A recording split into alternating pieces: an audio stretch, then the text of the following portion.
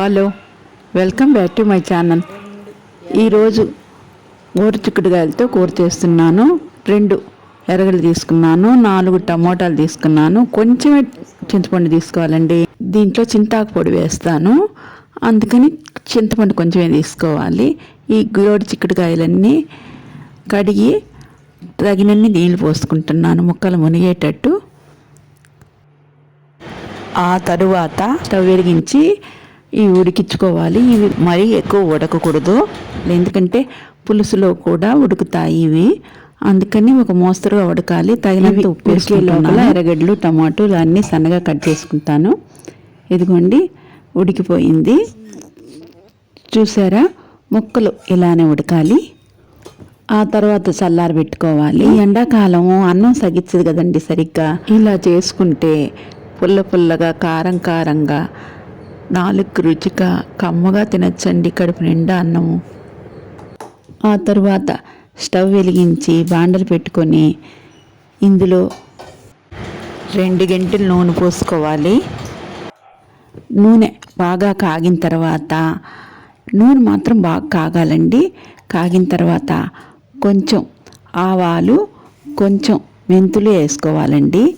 ఇంకా ఏ పోపు దినుసులు వేసుకోబడలేదండి ఈ కూరలో. ఆ తరువాత 2 ఎర్రగడ్డలు కోసుకున్న ముక్కలన్నీ వేసుకోబడలేదండి. ముందు కొంచెం ఎర్రగడ్డలు మాత్రమే వేసుకొని బాగా ఎర్రగా వేయించుకోవాలండి. ఈ కూరకు ఇలా వేయించుకుంటే ఈ కూర భలే టేస్ట్ వస్తుందండి. చూసారా ఎంతగా ఎర్రగా వచ్చింది కదా. ఆ తరువాత మిగతా ఎర్రగడ్డ ముక్కలన్నీ వేసుకోవాలి. ఆ తర్వాత కొంచెం కరివేపాకు వేసుకోవాలి. ఆ తరువాత సన్నగా తరిగి పెట్టుకున్న టమోటా ముక్కలన్నీ వేసుకోవాలి. ఉప్పు, పసుపు ఇవి వేసేసి తర్వాత మూత పెట్టి బాగా మగ్గనివ్వాలి. ఈ టమోటాలు నూనె కనపడేదాకా. ఇది మగ్గే లోపల గోరు చిక్కుడుకాయలన్నీ పిండి పెట్టుకుంటాము. ఇవి వీలైనంత వరకు ఎంత గట్టిగా పిండితే అంత బాగుంటుంది. చూసారా ఈ లోపల ఎలా మగ్గిందో. ఇలా మగ్గాలి. ఇలా మగ్గితే కూర గ్రేవీగా ఉంటుంది, చాలా టేస్ట్గా వస్తుంది. ఈ పిండి పెట్టుకున్న గోరు చిక్కుళ్ళన్నీ దీంట్లో వేసి అలా కలిపి మూత పెట్టుకొని 2 నిమిషాల పాటు మగ్గనిచ్చుకోవాలి. 2 నిమిషాల తర్వాత మగ్గిన తర్వాత చింతపండు కొంచెం వేసుకొని నానబెట్టుకున్నాం కదా, ఆ చింతపండు పులుసు దీంట్లో పోయాలి. చింతపండు కొంచెం తక్కువైనా ఈ నీళ్లు 1/2 లీటర్ దాకా ఉండాలండి, ఎందుకంటే గ్రేవీలో కొరవ ఈ గోరు చిక్కుళ్ళు ఉడకాలి కాబట్టి. తర్వాత మూత పెట్టుకోవాలి. ఇది కూడా 2 నిమిషాల పాటు ఉడకాలి. 2 నిమిషాల తర్వాత ఉడికిన తర్వాత ఇది ఎండు చింతాకు పొడి అండి.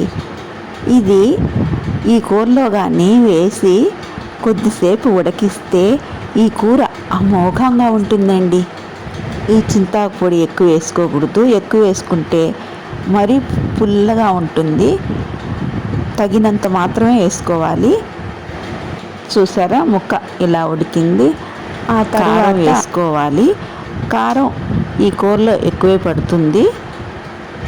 నేనైతే 1 టేబుల్ స్పూను కారం వేసుకున్నాను, మళ్ళా సరిపోకపోతే ఉప్పు వేసుకున్నాను. 1.5 స్పూను చింతాకు పొడి వేసుకున్నాను.